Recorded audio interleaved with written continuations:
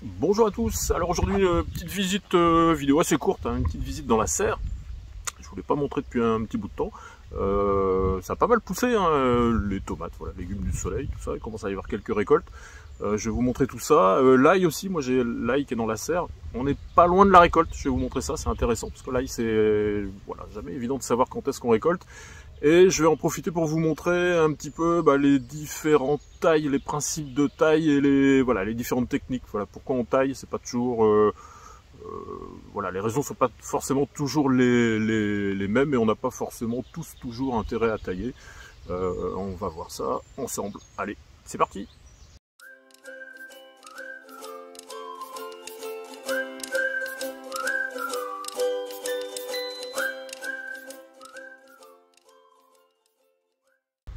Allez, c'est parti pour la visite de la serre. Alors vous allez voir que ça a pas mal poussé. On a les tomates de ce côté-là, les tomates cerises de ce côté-là, qui prennent de la place, hein, parce que celles-ci, là pour le coup, elles sont pas taillées. Alors on va commencer par les tomates. Alors j'en ai, je vous disais 33, c'est 36. C'est vraiment beaucoup. Moi je suis vraiment au max de la. Donc c'est assez dense. Au niveau maladie, ça présente pas trop de risques, hein, parce que là, hein, comme on est sous serre, voilà, sauf si on se retrouve vraiment avec des conditions voilà, de brouillard ou de temps à l'extérieur, comme on a eu l'année dernière, hein, qui font que ça devient compliqué même sous serre de se protéger du milieu. Là, voilà, il n'y a pas un grand risque. Là où c'est plus gênant au niveau de la densité, c'est pour circuler entre les plants. On est vraiment au max, voilà, ça passe, hein, mais faut. Voilà, si vous faites moins, vous allez vraiment vous retrouver à. On peut plus passer. Hein. Là pour l'instant, les plants ils font 1 mètre, 1 mètre 20. Ils vont finir par monter au plafond. Arrivé à un moment, ça devient compliqué de circuler, soit pour arroser, soit pour récolter, soit pour faire les tailles. Voilà. Alors au niveau des tomates, pas de tomates encore, hein, dans les commentaires. L'autre jour, je sais pas, on devait voir la serre sur une des vidéos de l'extérieur. Et en fait, ce qu'on voyait, c'était les capucines, les fleurs de capucine, qui sont oranges effectivement, mais pas encore de tomates. Les tomates, elles sont en train de grossir gentiment. Alors j'en ai un peu partout, il y en a, voilà, ici celles-ci, elles sont vraiment au tout début. Là on a 2-3 grappes. Bon, elles vont pas toutes donner ensemble, hein, suivant les variétés. Moi généralement j'ai pas mes premières tomates avant la première quinzaine de juillet. Ça dépend un petit peu des saisons, enfin des années. Niveau météo, là il semblerait qu'on soit parti sur un climat plutôt favorable pour avoir des tomates de bonne heure. Donc voilà, peut-être début juillet, on verra. En tout cas ça pousse, hein, pas de remarques particulières à faire de ce côté-là. On commence à avoir pas mal de grappes, hein, déjà des 3, 4, 5 grappes, hein, ça dépend des cultures. Oui, j'ai les capucines derrière, donc ça c'est bien, ça permet d'attirer les butineurs, hein, dans la serre, les bourdons principalement, ils aiment bien venir se balader. Donc, pas forcément utile pour les tomates, hein. Les tomates elles s'auto-pollinisent, hein, soit avec le vent, soit en touchant les ficelles, mais bon, c'est un peu pour le principe, ça met de la couleur. Avec les capucines, il faut faire attention parce que ça devient rapidement envahissant. En fait, je suis obligé de la tailler, ma capucine. Là, je suis limite, hein, le plant de tomate, il est en train de se faire un petit peu manger par la capucine, donc il va falloir la tailler. Ça peut être énorme, hein. Les capucines elles font des fois le tour complet de la serre. La serre elle fait 6 mètres, donc elles font 6-8 mètres en longueur.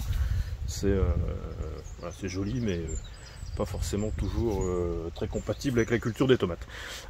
Ici, les arrosoirs, hein, ils servent actuellement dans la serre. Il fait chaud, hein. Il va faire chaud, il faut quand même penser à arroser. Toujours garder, vous voyez, les arrosoirs, vous voyez peut-être pas, mais ils sont tous pleins. Un arrosoir c'est toujours plein, enfin moi j'ai toujours mes arrosoirs pleins, ça permet à l'eau de se mettre à température. Il y a un truc auquel on pense pas forcément toujours aussi, c'est que ça permet aux animaux, alors moi j'ai des chats, puis il y a d'autres bestioles qui se baladent dans le potager, ça leur permet de venir boire et ça permet d'avoir des points d'eau comme ça, sans avoir l'inconvénient des moustiques. Si vous avez des points d'eau fixes, vous faites un peu des cultures à moustiques et ça c'est pas terrible. Avec les arrosoirs, comme vous les videz en permanence, ça permet aux animaux du jardin de pouvoir venir boire. Ils connaissent, hein, ils savent en fait, hein, ils viennent boire systématiquement dans les arrosoirs et ça évite de faire des élevages de moustiques. Voilà. Et puis ça permet de chauffer l'eau, de la mettre à température pour que quand on va arroser, on ne se retrouve pas à avoir une différence de température entre l'eau froide, soit de la cuve dans mon cas, soit de la source, soit du service d'eau qui est voilà, il peut y avoir des différences de température assez importantes. Ici on passe sur la culture d'ail. Je vous le mettrai en incrustation. J'ai eu je vous le mettrai en incrustation un magnifique papillon qui est venu se poser, c'était il y a quelques semaines de ça, sur la culture d'ail. Alors la culture d'ail, je vous en parlais tout à l'heure, il va être temps de récolter, c'est toujours un peu le problème en fait l'ail. Si on récolte trop tôt, elle se conserve pas bien, et si on récolte trop tard, elle va moins se conserver aussi. Il y a une phase entre deux comme ça, où on a encore des feuilles vertes, mais on commence à avoir la moitié de feuilles jaunes, qui est généralement un bon indicateur pour récolter l'ail. Vous avez aussi quand vous voyez les tiges comme ça là, qui tombent, qui commencent à se coucher. Voilà, généralement ça c'est signe que l'ail est bon à être récolté. Donc là je vais faire la récolte non pas très longtemps. Là on est bon en fait à ce niveau là, vous voyez, le rapport vert-jaune doit être à peu près équivalent. Mais il ne faut pas les laisser sécher complètement sur pied. C'est pas bon non plus. Et puis frais, évidemment, ça se garde pas bien. Par contre, ça se consomme frais. Nous, on a commencé à se servir. Là, ça se consomme sans problème quand c'est frais. Alors ici, on a de ce côté-là les melons. Ça, c'est les petits gris de Rennes. Alors qui me font des fleurs à gogo dans tous les sens. C'est super, mais toujours pas de melons. On a des petits melons là qui apparaissent, mais qui ne sont pas fécondés. Bon, on va voir. Hein. Il leur faut de la chaleur. Vous voyez, ce sont les seuls qui sont paillés.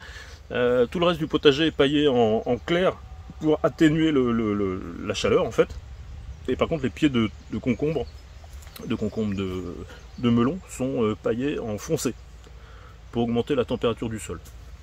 Le melon il aime bien la chaleur. Donc j'en avais 4, il y en a un qui fait un peu la tête. Mais en tout cas voilà, à suivre. Est-ce que j'arriverai avec mes melons de Rennes qui sont... c'est pas du charentais comme on a en Bretagne ici, voilà, il leur faut un melon de terroir. Alors je sais pas s'il l'est vraiment. Après le temps qu'il fait ici et le temps qu'il fait à Rennes, c'est pas le même non plus. Là on a les aubergines. Alors les aubergines elles sont pas mal, elles sont pas toutes au même stade. Elles ont souffert de la chaleur. Au passage vous voyez que j'ai plus mes fraises. Hein. Mes fraises elles ont cuit sur place dans la serre. Le mois de mai super chaud là, elles n'ont pas aimé, j'ai pas été assez vigilant. En quelques jours elles ont cramé. Je ferai un retour complet là-dessus, c'est pas forcément le sujet. Ici c'est mon piment. Alors mon piment il s'est fait grignoter plusieurs fois, mais il s'en sort quand même. Les petites aubergines violetta qui vont pas tarder. J'ai pas de fleurs encore, mais elles font des tiges de partout et des feuilles de partout, donc les fleurs vont pas tarder. Là on est sur les poivrons, les petits marseillais qui commencent eux à faire leurs fleurs. Voilà, on voit les fleurs qui apparaissent ici. Hop. Là, il y en a un petit peu comme ça partout. Et ici, ça c'était les aubergines, c'est lesquelles ça, les Black Beauty. Alors celles-là, elles ont pris, les plants sont vachement en retard. Ils n'ont pas aimé la chaleur non plus. Là, ils se sont un petit peu récupérés. Alors, ils vont se rattraper, mais du coup, ils ont végété dur. Au début, c'était pas évident. Et ici, on a les lamouillots. Les gros poivrons qui font... On doit avoir les premiers poivrons. J'avais des fleurs il y a quelques jours déjà qui sont fanées. Ouais, non, pas encore. Non, voilà, on a les premières fleurs. Voilà, normalement ici au milieu vous devez avoir un petit poivron, mais il y a des fleurs de partout, donc ça suit son cours. Derrière là c'est les melons, maintenant décidément les concombres. Oui, ça pousse, hein, ça on est en train de récolter. Hop. Il y en a un peu partout. J'ai un plant qui fait la tête. Je vais l'enlever, hein. Il est malade, je sais pas trop ce qu'il a. Donc je regarde. Donc voilà, melon, ça pousse. Et ici, hop, les tomates cerises. Alors, les tomates cerises, elles vont pas tarder à arriver. Les premières là sont là, elles commencent à blanchir. Donc là, elles vont pas tarder à prendre de la couleur. Celles-ci, on les aura avant mi-juillet. Normalement, là, d'ici une petite dizaine de jours, on devrait avoir peut-être les premières tomates cerises. Alors vous voyez, les ficelles sont passées différemment, hein, sur le plan. Alors, je sais pas trop comment vous expliquer ça, mais pour tutorer moi mes plants de tomates cerises, je mets un fil principal ici qui prend la tige, et ensuite je mets généralement 4 ou 5 fils secondaires sur les premières tiges qui partent, et ensuite je mets un espèce de cercle au milieu qui permet de reprendre toutes les tiges et de les tutorer quand même, parce qu'en fait voilà, les tiges ont tendance avec leur propre poids à se casser, donc c'est pas forcément ça devient très buissonneux rapidement. Et ici qu'est-ce qu'on a, ça c'est du lutin, voilà, que j'ai rempoté il n'y a pas très longtemps. Les prochains concombres qui vont aller à la place de l'ail, hein, dans la serre. Et là le basilic qui est à l'ombre, tranquille, caché dans la serre, et des courgettes, sauf que mon semis il a l'air, je pense qu'il a pris un coup de chaud. Il leur faut de la chaleur aux courgettes, mais là je les ai laissées en plein soleil dans le haut de la serre, et je pense qu'ils n'ont pas trop aimé. Donc voilà pour la partie visite. Alors maintenant, tout ce qui concerne la taille, on va, ça va être je vais pas vous montrer comment tailler, parce que c'est voilà, tailler c'est pas très compliqué, hein, mais faut surtout comprendre pourquoi on taille en fait. Alors concernant maintenant la taille, dans la serre c'est intéressant parce qu'il y a pas mal de trucs qui se taillent. On a les tomates. La taille des tomates, la particularité de la tomate, c'est qu'elle pousse très vite, et en fait on va lui faire une taille quasi permanente, hein, c'est ce qu'on appelle enlever les gourmands, et au fur et à mesure que le plant va pousser, on enlève toutes les feuilles qui prennent les tiges qui partent à la base de chaque feuille. Alors là je peux pas vous en montrer sur celui-là parce que moi j'ai fait les gourmands il n'y a pas très longtemps. Bon, après c'est des trucs classiques, hein, voilà, ça vous donne ça. Voilà, vous avez une feuille qui part ici, et vous avez une tige qui part à la base, et voilà, quand tu es à ce niveau là il suffit de tirer dessus, comme ça casse tout seul. Quand c'est plus gros, il faut sortir le sécateur, mais voilà, il faut essayer de le faire assez tôt, régulièrement, toutes les semaines, tous les 10 jours, ça dépend un petit peu de la vitesse à laquelle vos plants vont pousser. Là l'intérêt d'une taille sur les tomates, c'est d'avoir des plants qui vont être suffisamment aérés. Ça permet de pouvoir continuer à tourner autour. Là, si j'avais pas taillé mes plants de tomates, vu la densité que j'ai dans la serre, je pourrais pas approcher du fond en fait. Je pourrais pas les arroser, je pourrais pas récupérer des plants sans les abîmer. Donc voilà, il y a cet intérêt principal. C'est plus pratique en fait de circuler dans des plants qui sont autour de plants qui sont taillés. L'autre intérêt, ça va être pour la taille des tomates. Comme chaque partie de tige secondaire qu'on enlève a tendance à refaire, enfin c'est pas qu'elle a tendance, c'est qu'ils vont refaire des bouquets. On se trouverait un peu comme sur la tomate cerise, avoir plein de bouquets. On aurait en fait pas des tomates cerises avec ces tomates là, mais on aurait des petites tomates, plein de petites tomates. Et là en taillant, on va se retrouver avec moins de tomates, mais des tomates plus grosses. Donc voilà, c'est plus intéressant. On va avoir un autre type de taille avec le concombre, je vous l'ai montré tout à l'heure. Les concombres, ça commence à pousser sur une tige. Alors là on le voit pas trop parce que du coup c'est vrai qu'il est parti sur plein de tiges. Et alors l'idée c'est le concombre en fait, quand lui c'est l'inverse. En fait l'intérêt de la taille du concombre, c'est de ne pas le laisser partir sur une tige et de faire ses concombres un par un, on va dire. C'est de l'obliger à faire des tiges secondaires qui vont lui permettre, ça dépend un peu des variétés, il faut qu'elles soient bien vigoureuses, de faire plus de tiges, et sur chaque tige on aura plus de concombres. Et donc là c'est d'arriver à un plant qui va produire vraiment plus, hein. Et alors, sur les concombres ça peut être assez énorme, sur un seul pied, s'il se plaît, s'il est bien nourri, si c'est des pieds qui sont bien vigoureux. En le taillant, moi je taille toutes les 4 feuilles, dès que j'ai voilà, 4 feuilles, je taille. Arrivé à un moment j'arrête, hein, quand j'ai 4-5 branches, je commence à arrêter de tailler. Du coup il a plutôt tendance à rester du coup après sur 4-5 branches, et au fur et à mesure je les accroche aux ficelles pour pas que ça traîne de trop par terre. Mais là voilà, l'intérêt de la taille du concombre, c'est vraiment d'augmenter la productivité des plants. Avec le melon, on a un petit peu le même phénomène.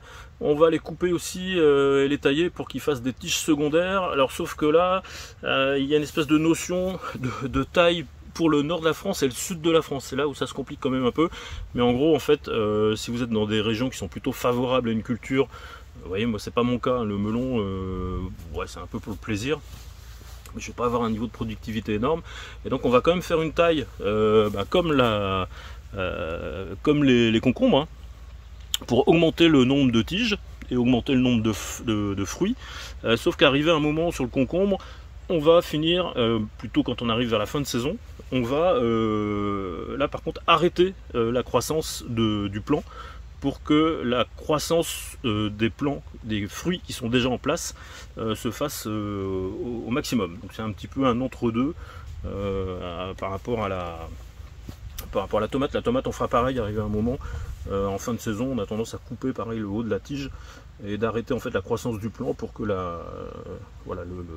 l'énergie produite par la plante se concentre sur les derniers fruits. Et le melon, voilà, c'est un peu ça l'idée. On va voir ensuite les tailles sur tout ce qui est aubergines et poivrons, qui sont des tailles. Alors là, on ne fait pas des tailles au fur et à mesure, on fait plutôt des tailles en fin de saison ou en cours de saison, quand on estime qu'on a suffisamment de fruits sur le plant. Pourquoi? Tout simplement parce qu'en fait ces plants-là, alors là c'est pareil, il y a une histoire de nord de la France et de sud de la France. Voilà, ces plants-là, ils continuent à pousser en permanence. Et si le fait de bloquer en fait la croissance du plant et de le limiter à un certain nombre de fruits, hein, sur des plants comme ça, on peut laisser 4-5 fruits. Quand on est comme moi dans un coin qui n'est pas forcément un coin aubergine, si vous êtes dans le sud, vous pouvez laisser 7-8 fruits, vous allez en laisser plus.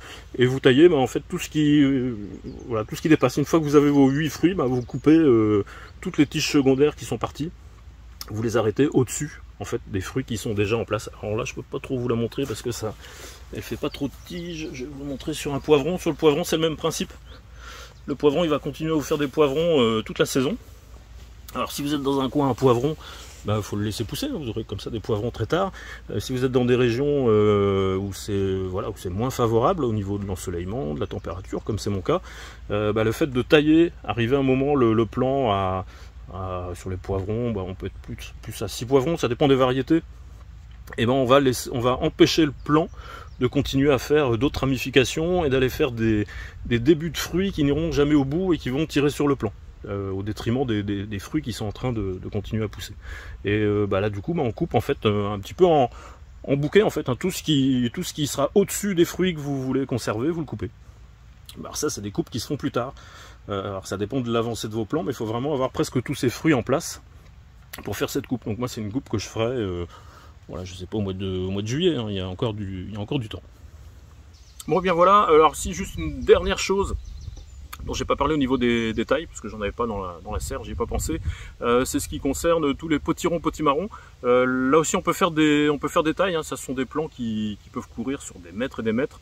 Alors moi j'ai pour habitude généralement sur les potimarrons, j'ai toujours les mêmes depuis un paquet d'années que je connais bien, généralement quand je suis rendu à 4, 5 ou 6 fruits, je coupe en fait, parce qu'ils vont continuer à vous faire des fruits jusqu'à ce que les plants dépérissent, hein, généralement vers le mois de septembre. Et si arrivé au mois d'août, hein, généralement au mois d'août ou même à partir de fin juillet, vous avez déjà votre nombre de fruits qui est en cours de formation. Vous pouvez couper et tailler tout ce qui va pousser en plus. Ça permettra justement aux fruits qui sont déjà en place de pouvoir grossir un petit peu plus.